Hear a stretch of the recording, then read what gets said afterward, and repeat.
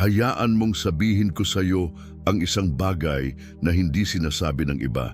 Hindi ito tungkol sa pagiging guwapo, mayaman o matalino. Kung gusto mong mahulog sa iyo ang kahit sinong babae, kailangan mong matutunang pangasiwaan ang sarili mo muna. At ito ang katotohanan.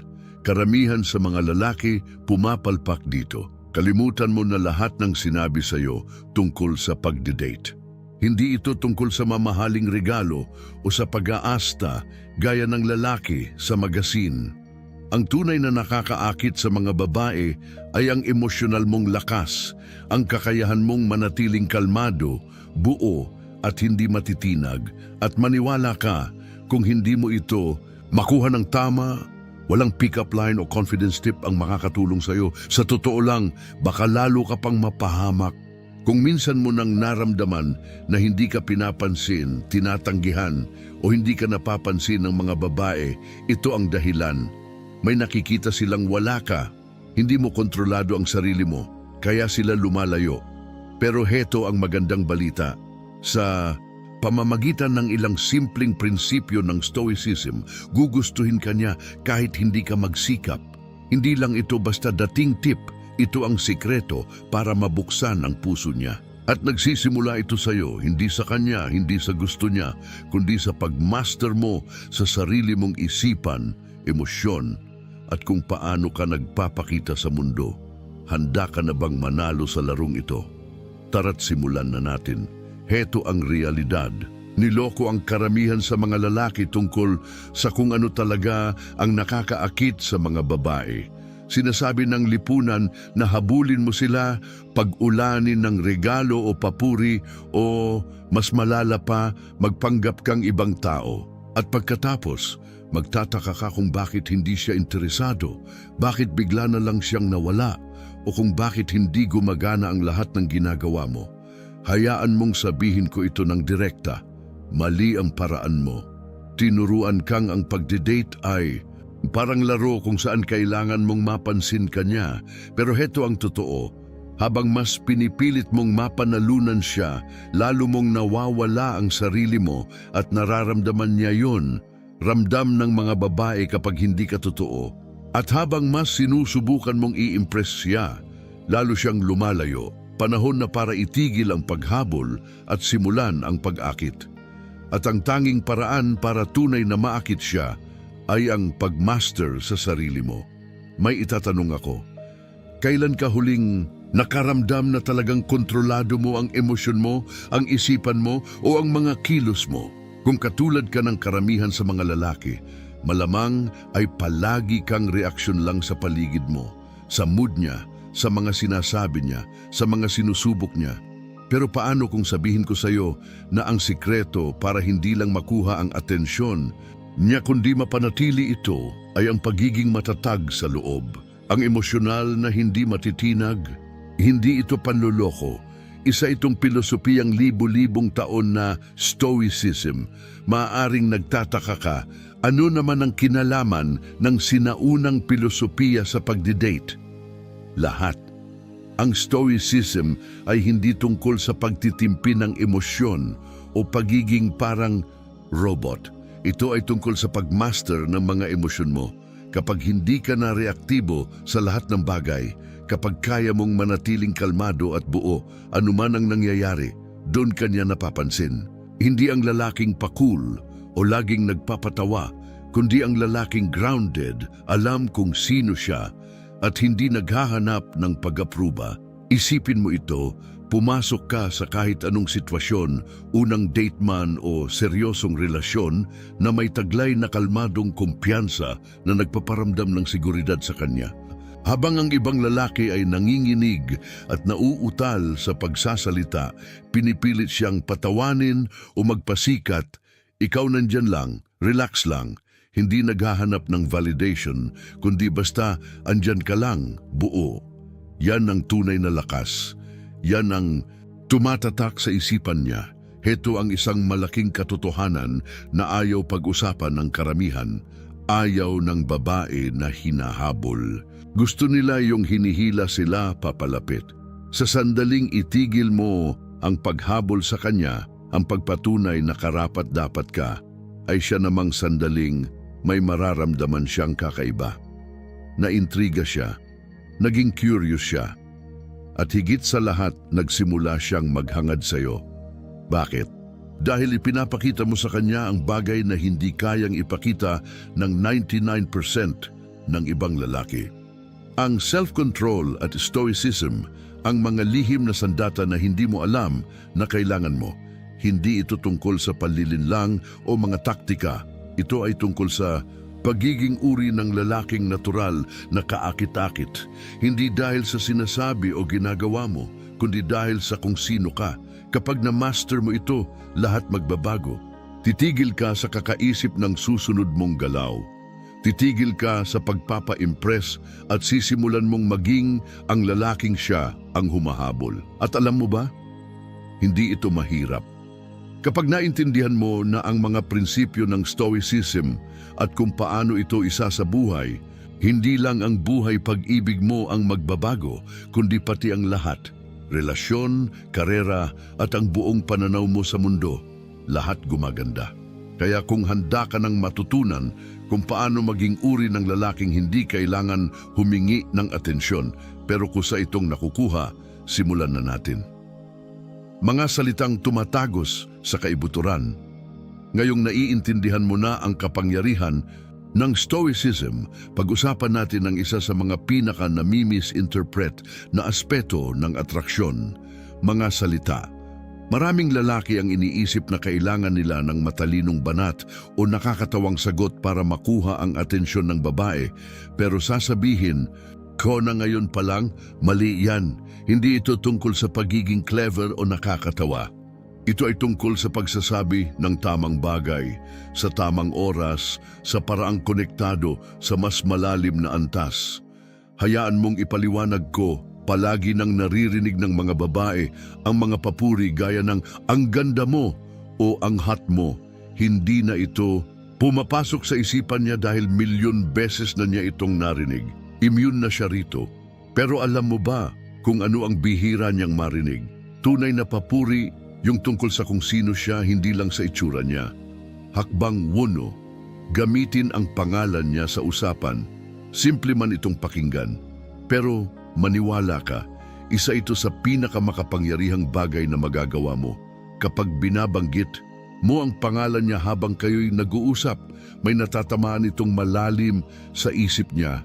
Napaparamdam mo sa kanyang kinikilala siya, natatangi siya at mahalaga siya. Pero huwag mo itong sosobrahan. Ayaw mong banggitin ang pangalan niya sa pangungusap. Magmumukhang pilit, gamitin ito ng strategically. Ipasok ito sa mga tamang sandali. Gaya ng kapag nagbibigay ka ng totoo at taus-pusong papuri. Mapaparamdam mo sa kanya na siya lang ang taong nandun sa paligid. Hakbang 2, purihin siya sa paraang hindi pa niyang narinig mula sa iba karamihan. Sa mga lalaki ay nakatuon lang sa pisikal na anyo dahil madali iyon. Pero kung gusto mong tumatak at maging kakaiba, purihin mo ang kanyang isipan, talino at pagkatao. Kapag nagkwento siya tungkol sa isang bagay na mahalaga sa kanya, huwag ka lang basta tumango o ngumiti, ipakita mong tunay kang nakikinig. Sabihin mo ang isang bagay tulad ng, gusto ko kung gaano ka ka-passionate tungkol dito, bihira na ang taong malalim kung mag-isip tulad mo. Ang ganitong papuri ay hindi lang basta nakakakilig, ipinaparamdam nito sa kanya na tunay siyang nakikita at nauunawaan, at yan ang talagang hinahanap ng karamihan sa babae. Gusto nilang maramdaman na espesyal sila, pero hindi sa mababaw o panlabas na paraan. Gusto nilang makita mong nakikita mo sila kung sino talaga sila, lampas sa anyo o itsura. Dito maraming lalaki ang pumapalya. Abala sila sa pagpapatawa o sa pagyayabang ng mga kwento tungkol sa sarili nila. Pero ikaw, iba ka. Ipinapakita mong kaya mong makita siya sa paraang hindi nagagawa ng iba. Hakbang 3, magsanay ng pasasalamat. Isa ito sa mga bagay na madalas hindi pinapansin, pero napakalakas ng epekto nito. Napapansin ng mga babae kapag pinahahalagahan mo ang maliliit na bagay na ginagawa nila. Kung may ginawa siyang mabuti o maalaga para sa iyo, huwag mo lang balewalain, kilalanin mo ito. Ang simpleng salamat ay malayo ang mararating, pero huwag mo lang basta sabihin ito. Dapat totoo. Kapag ipinapakita mong taos-puso kang nagpapasalamat, napaparamdam mo sa kanya na mahalaga siya. At sa mundong kung saan madalas baliwalain ng mga lalaki ang mga babae, game changer yan. Ngayon, pag-usapan natin ang isang bagay na karaniwang ginagawa ng mga lalaki. Tigilan ang sobrang paghingi ng paumanhin. Madalas ko itong makita, mga lalaking laging humihingi ng sorry kahit wala naman silang ginawang mali, na para lang iwas gulo o mapanatili ang katahimikan. Hayaan mong sabihin ko ito, ang sobra-sobrang paghingi ng paumanhin ay nagpapakita ng kahinaan. Mas nirerespeto ng mga babae ang mga lalaking tinatanggap ang mga aksyon nila at tumatayo sa paninindigan nila. Kaya humingi ka ng paumanhin kung talagang kailangan, pero huwag kang hihingi ng paumanhin dahil lang sa kung sino ka. Mga aksyon na nakaangkla sa stoicism, mahalaga ang mga salita, pero kalahati lang yan ng kabuuan. Mas mahalaga ang mga gawa mo. Pwede mong sabihin lahat ng tamang bagay, pero kung hindi ito tumutugma sa ginagawa mo, tapos na ang laro. Diyan pumapasok ang stoicism. Tinuturuan tayo ng pilosopiyang ito na ang mga kilos natin ay dapat sinadya, nakaangkla, at nanggagaling sa isang kalmadong panloob na kumpiyansa. Ngayon, ipapakita ko sa iyo kung paano ito gumagana sa totoong buhay. Aksyon. Una, masterin ang iyong body language. Maaring tila simpleng bagay ito, pero dito kadalasang nagkakamali ang maraming lalaki. Laging may ipinapahiwatig ang katawan mo kahit hindi mo namamalayan. Kapag hindi ka mapakali, palipat-lipat ng timbang o iniiwasan mo ang eye contact, ipinapakita mo sa kanya na kinakabahan ka at wala kang kumpiyansa sa sarili mo. At kung hindi ka tiwala sa sarili mo, bakit siya magkakaroon ng tiwala sa iyo? Ang unang hakbang ay pakalmahin ang katawan mo. Tumayo ka ng tuwid, itapak ng buo ang mga paa sa lupa at i-relax ang balikat mo. Gusto mong maglabas ng kalmadong kumpiyansa, hindi tensyon. Mahalaga rin ang eye contact. Maraming lalaki ang iniiwasan ito dahil sa kaba, habang ang iba naman ay sobra kung tumitig na nagmumukhang nakakatakot. Ang tamang paraan ay ang stoic na balanse. Hawakan ang tingin niya ng ilang segundo, sapat para ipakita na naroroon ka sa kasalukuyan, ngunit hindi sobra para maging alanganin. Kapag tama ang timing mo, nakabubuo ito ng makapangyarihang koneksyon. Aksyon. Dalawa, kumilos ng may layunin. Isipin mo ang huling beses na pumasok ka sa isang silid. Nagmadali ka ba? Nakayuko, kinakabahan, at panay ang sulyap sa paligid? Kung oo, hindi ka nag-iisa. Karamihan ng mga lalaki ay ganito ang kilos ng hindi nila namamalayan. Ngunit tandaan mo ito, kapag mabilis kang kumikilos na parang walang direksyon, ipinapahiwatig mo na wala kang kontrol o kumpiyansa sa sarili. Ang mga lalaking may stoic mindset ay kumikilos ng dahan-dahan at may intensyon. Bawat hakbang ay matatag, kontrolado ang kilos at puno ng layunin. Hindi nila kailangang magmadali dahil alam nilang saan man sila naroroon, nararapat sila roon. Napapansin ito ng mga babae kung paano ka gumalaw, kung paano mo dalhin ang sarili mo. Kapag kumikilos ka ng may layunin, nagpapahiwatig ito ng lakas at tiwala sa sarili. Nagiging ikaw ang tipo ng lalaking hindi natitinag ng paligid. At napakabihirang katangian yan, kaya't lubhang kaakit-akit. Aksyon. 3. Maliit na gawa. Malaking epekto. Kalilimutan mo na ang ideya na kailangan mong gumawa ng engranding romantic gestures para mapalapit ang isang babae sa iyo. Ang totoo, ang pinakamahalaga ay ang maliliit na bagay. At hindi ko tinutukoy ang bulaklak o tsokolate. Ang ibig kong sabihin ay ang pagpapakita na talagang pinapansin mo siya. Maaaring nabanggit niya ang paborito niyang author ilang linggo na ang nakalipas, gayahin mong sorpresahin siya ng libro mula sa author na iyon. O kaya naman ay ibinahagi niya sa iyo ang isang personal na hamon na pinagdaraanan niya, kumustahin mo siya tungkol dito. Ang ganitong simpleng mga kilos ay nagpapakita na nakikinig ka, interesado ka, at may pakialam ka sa kanya sa mas malalim na antas. Itigil ang pagtangkang maging tagapaglibang. Maraming lalaki ang iniisip na kailangan nilang aliwin ang mga babae sa pamamagitan ng mga biro at kwento. Pero heto ang sikreto, hindi nila kailangan ng payaso. Ang gusto nila ay isang lalaking marunong makinig.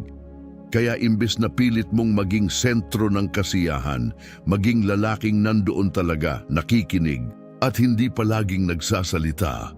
Maniwala ka, mas nakakaakit yon kaysa sa pagiging nakakatawang lalaki.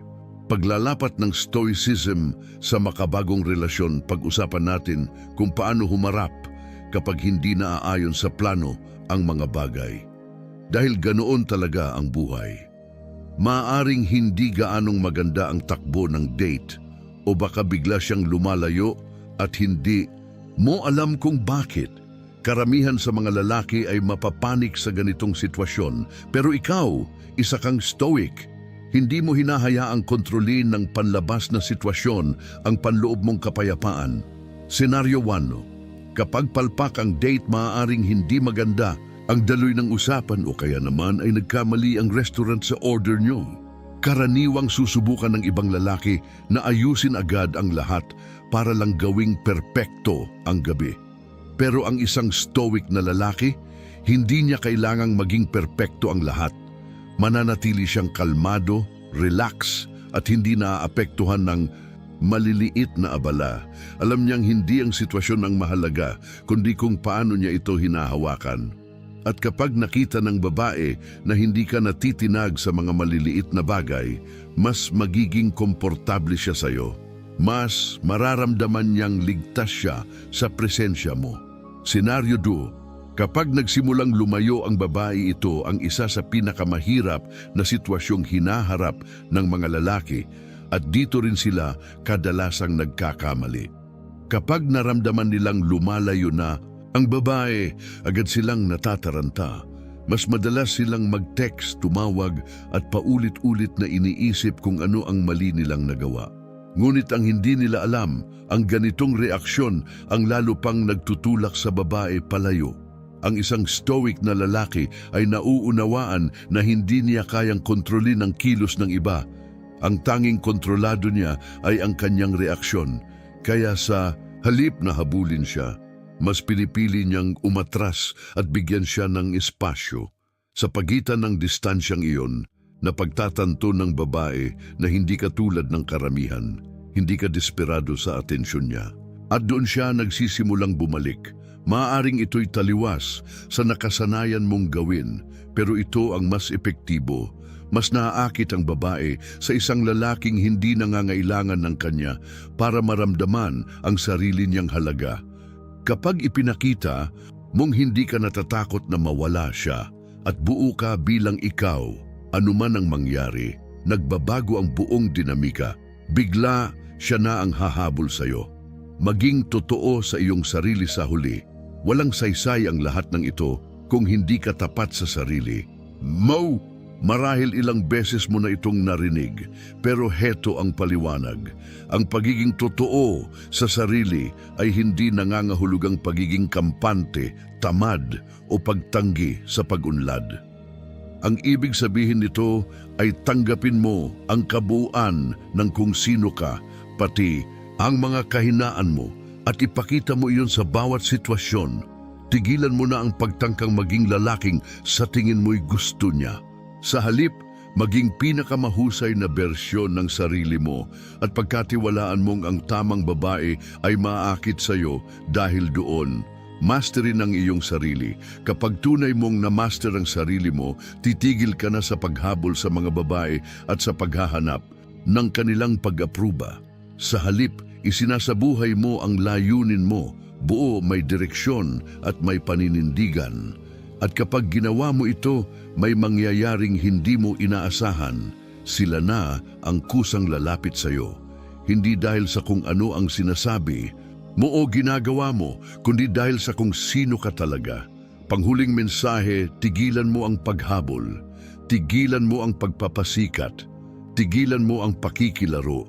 Sa halip, maging uri ng lalaking natural na ina-attract ang lahat ng gusto niya dahil una niyang natutunang i-master ang sarili niya. Maging kalmado sa gitna ng kaguluhan. Maging bato na sandigan ng iba. At panoorin mong unti-unting magbago ang buong buhay mo, ang mga relasyon mo, ang karera mo, lahat. Nasa kamay mo na ang susi para mabuksan ang puso niya. Hindi ito tungkol sa mga pa-cute o linya sa pelikula. Ito ay tungkol sa pagmaster mo sa sarili mo. Gamitin mo ang natutunan mo, isabuhay mo ito, at masdan mong unti-unting lumapit sa iyo ang lahat ng gusto mo sa buhay. Kung handa ka nang dalhin ito sa mas mataas na antas, mag-subscribe ka na ngayon at sama-sama nating buuin ang klase ng buhay at mga relasyong tunay na nararapat para sa iyo.